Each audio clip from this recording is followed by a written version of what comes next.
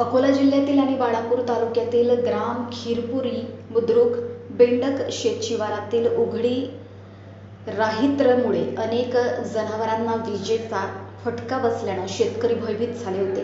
अनेक वेळा शेतकऱ्यांना तक्रारी दिल्या, मात्र या विषयाकडे विद्युत विभाग लक्ष देत नाही। खिरपुरी बुद्रुक येथे बाळापूर विद्युत विभागामार्फत उघड्या रोहित्राचे सर्व साहित्य आणून त्याच दिवशी काम पूर्ण केल्यामुळे परिसरातील शेतकरी आनंदित झाले।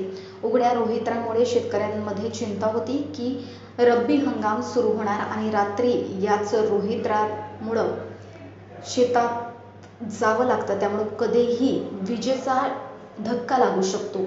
असं असताना बातमी प्रकाशित झाल्यानं विद्युत विभागाला लवकर जाग आली।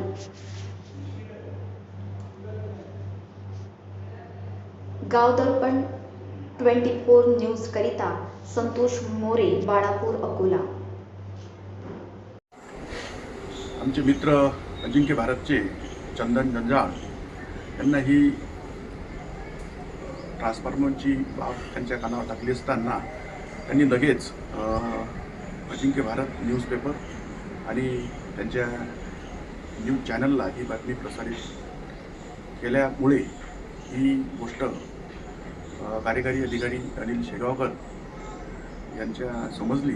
त्यांनी लगेच आपले जे कर्मचारी, आमच्या गावचे लाईनमन वसीम सर त्यांना तात्काळ या ट्रान्सफॉर्मरचे काम करण्याचा आदेश दिला।